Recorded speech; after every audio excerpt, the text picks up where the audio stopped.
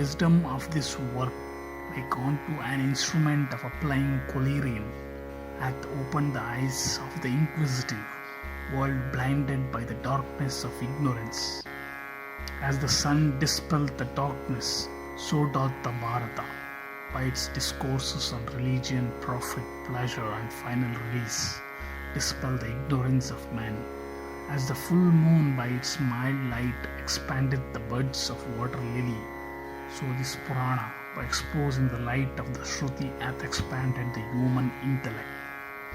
By the lamp of history, which destroyed the darkness of ignorance, the whole mansion of nature is properly and completely illuminated. This work is a tree, of which the chapter of contents is the seed. The divisions called Polama and Astika are the root. The part called Sambhava is the trunk. The books called Sabha and Aranya are the roasting perches. The books called Harani is the knitting knots. The books called Virata and Udyoga, the pith. The book named Bhishma, the main branch. The book called Drona, the leaves. The book called Karna, the fair flowers. The book named Salya, their sweet smell. The books entitled Stri and Aishika, the refreshing shade. The book called Santi, the mighty fruit. The book called Ashwamedha, the immortal sap. The denominated Ashramavashika, the spot where it groweth.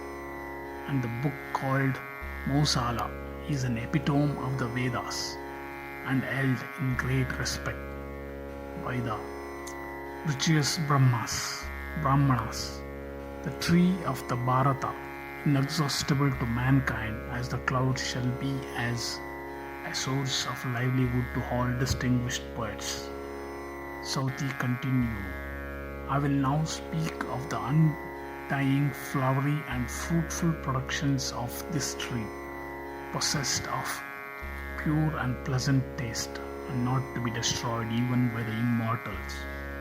Formerly the spirited and virtuous Krishna Dvaipayana, by the injunctions of Bhishma, the wise son of Ganga, and of his own mother, became the father of 3 boys who were like the 3 fires by the 2 wives of Vichitravirya, and having thus rised up by Dhritarashtra, Pandu, and Vidura, he returned to his reckless abode to prosecute his religious exercise.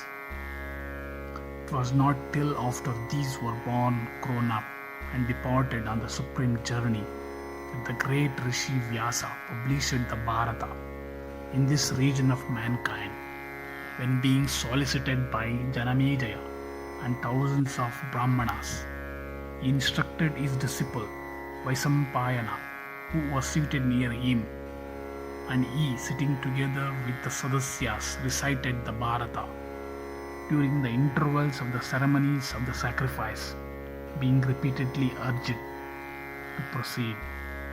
Vyasa at fully represented the greatness of the house of Kuru, the virtuous principles of Gandhari, the wisdom of Vidura, and the constancy of Kunti.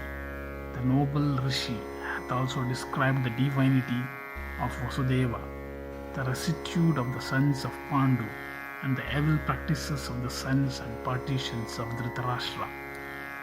Vyasa executed the compilation of the Bharata, exclusive of the episodes, originally in 24,000 verses, and so much only is called by the learned as the Bharata. Afterwards, he composed an epitome in 150 verses, consisting of the introduction with the chapter of contents. This he first taught to his son Sukha, and afterwards he gave it to others of his disciples who were possessed of the same qualifications. After that, he executed another compilation consisting of 600,000 verses. Of those, 300,000 are known in the world of the Devas, 1,500,000 in the world of the Pitris, 1,400,000 among the Gandharvas, and 100,000 in the regions of mankind. Narada recited them to the Devas, Devala to the Pitris, and Shuka published them to the Gandharvas, Yakshas, and Rakshasas. And in this world they were recited by Vaisampayana, one of the disciples of Vyasa, a man of just principles and the first among all those acquainted with the Vedas. Know that I, Sauti, have also repeated 100,000 verses. Yudhishthira is a vast tree formed of religion and virtue.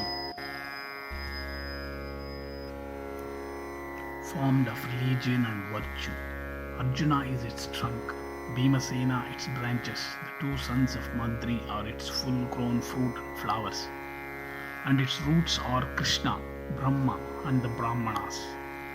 Pandu, after having subdued many countries by his wisdom and prowess, took up his abode with the Munis in a sudden forest as a sportsman, where he brought upon himself a very severe misfortune for having killed a stag, coupling with its mate, which served as a warning for the conduct of the princes of his house as long as they lived.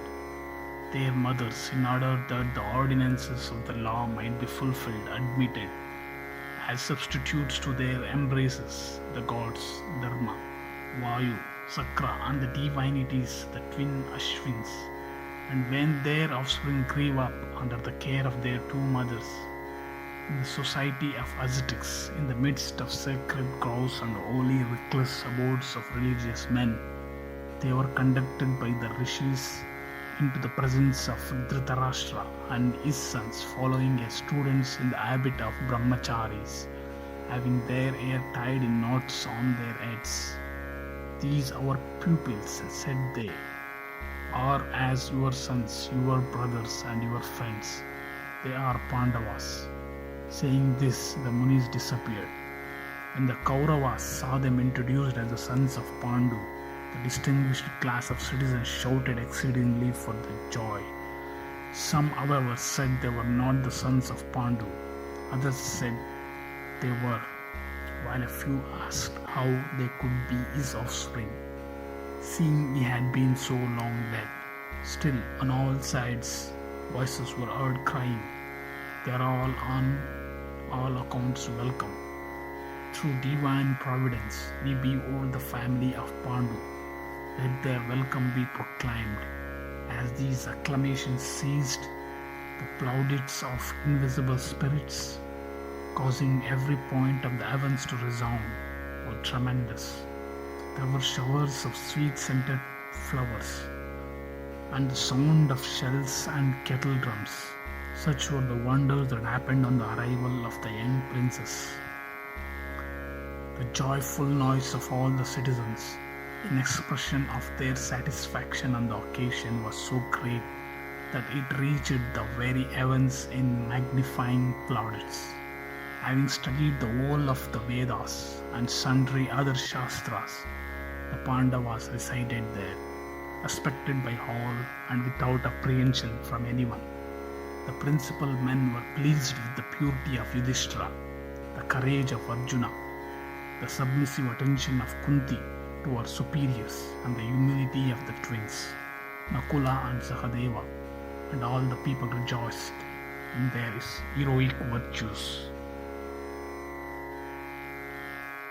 After a while, Arjuna obtained the virgin Krishna at the Swayamvara, in the midst of a concourse of Rajas, by performing a very difficult feat of archery.